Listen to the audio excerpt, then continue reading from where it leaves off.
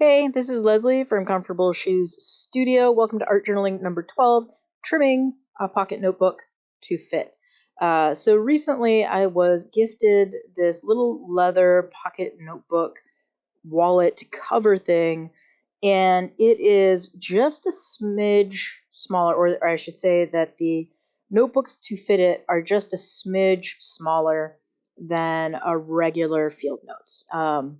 And since it's the thing that I've been using lately, um, I wanted to trim this little notebook for my friend Johnny to fit into it. And so the size of the notebooks is about 3¼ by 5 inches. So it's a little smaller.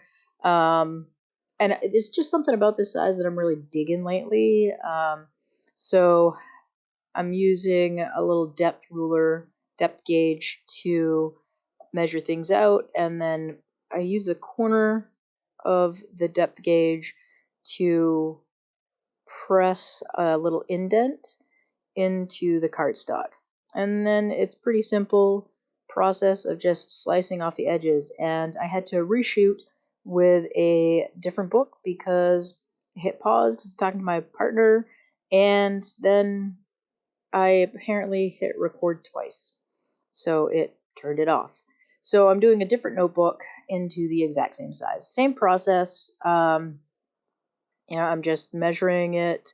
Again, I do use millimeters when I'm bookbinding. So it's 87 millimeters, and a regular field notes is, I believe, 90. So then I'm just using a very, very sharp, fresh bladed craft knife to trim that off.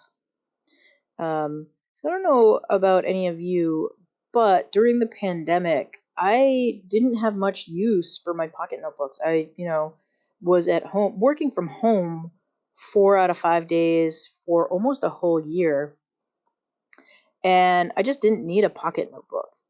So I stopped pretty much using my pocket notebooks most of the time, and I'm trying to get back into the habit of using pocket notebooks again. And the little cover that I was given is actually pretty nice. It's a slightly floppier leather than I normally like, but it's got a spot for 3x5 cards, which I'm finding very, very useful. So it's like a little wallety kind of thing. So I've got that working. So basically just slicing off the excess here, and I'm going to round over the corners. So I have filled, I think quite literally, hundreds of field notes over the years. And at this point, I'm just trying to get back into that habit. When I was working from home, I just had, a regular size, like a 6x9 notebook out on my desk all the time. So when I was taking notes on things or I had ideas, I just recorded it into that, or a composition notebook. For me, a pocket notebook is really for on the go kind of notes, on the go ideas, and things like that. And now that I'm out and about and I'm working outside of the house again, and I'm finding that, having 3x5 cards on me, or a pocket notebook, is incredibly helpful. So I'm just rounding over the edges.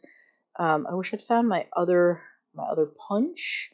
This one's a little bigger than I wanted. I could have used my big professional punch, but had this to hand, and yeah, so it works. So anyway, yeah, simple process of cutting something down so it'll fit my little pocket cover.